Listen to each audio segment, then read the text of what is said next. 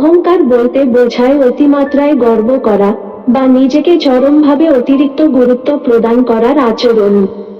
আরো সুস্পষ্টভাবে, এটি হলো বাস্তবতার সাথে সম্পর্কহীনতা আর নিজের প্রতিদ্বন্দ্বিতা বা সক্ষমতাকে অতিমূল্যায়ন করা।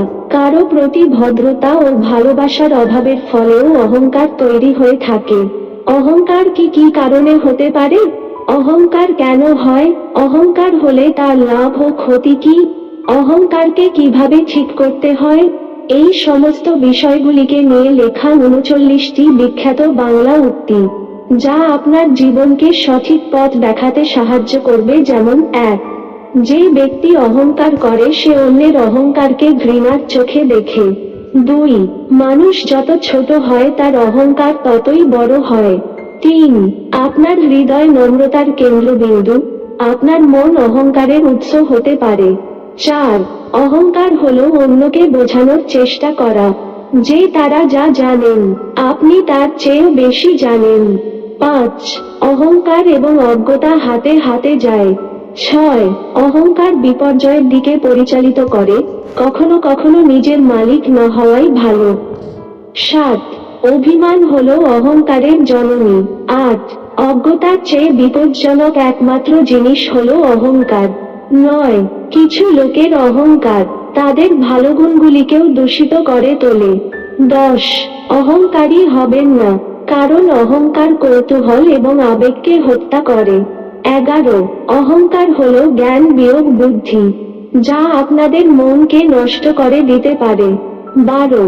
অহংকারকে জ্ঞানকেও টপকে যেতে পারে, আর স্বাভাবিকভাবেই এটা সাধারণ জ্ঞানটুকুকেও ঢেকে রাখে। ১৩. সবসময় স্মরণ রাখবে যে তোমার মাথা তোমার টুপির চেয়ে উপরে নয়। ১৪. অহংকারকে সামান্যের মাঝেই রাখো, নতুবা একজন মানুষ হিসেবে নিজের মর্যাদা রাখতে পারবা না। ১৫. তোমার অহংকারই হলো তোমার সর্বশ্রেষ্ঠ শত্রু, তাই এটাকে আজই মেরে ফেলো। ১৬. অহংকার কখনোই সত্যকে মানে না। ১৭. অন্ধকার হলো আলোর অনুপস্থিতি আর অহংকার হলো জাগরণের অনুপস্থিতি। ১৮. জ্ঞান হলো অহংকারের ব্যস্তানুপাতিক, যতই জ্ঞান বাড়বে অহংকার কমবে, আর যতই জ্ঞান কমবে অহংকার বাড়বে। ১৯. অহংকার সব সময়ই দুটি মানুষের ভিতর সবচেয়ে বেশি দূরত্ব সৃষ্টি করে থাকে। ২০. অহংকার হলো একাধিক ক্যান্সার, যা মনের মাঝের ভালোবাসা এবং যাবতীয় গুণকে গ্রাস করে। ২১. অহংকার তোমার জন্য এক মহা বিপজ্জনক জায়গা তৈরি করে ফেলতে পারে, যদি তুমি না জানো কিভাবে এটাকে দমন করতে হয়। ২২. অহংকারের কাছে সবকিছুর মূল্য দিলেও সে তোমার কাছে কিছুই রেখে যাবে না। ২৩. অহংকার হলো কে সঠিক তা নিয়ে, আর মানবতা হলো কি সঠিক তা নিয়ে। ২৪. অহংকার সর্বদাই পতনের হওয়ার আগে এসে থাকে। ২৫.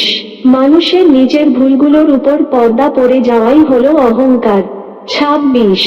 এটাই অহংকারী যা ফেরেশতাদেরকে শয়তান বানিয়েছিল, আর মানবতা মানুষকে বানিয়েছিল ফেরেশতা।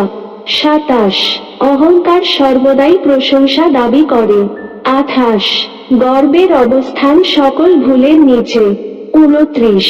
প্রত্যেকটি অহংকারী লোককে খারাপ অবস্থার সম্মুখীন হতে হবে। ৩০.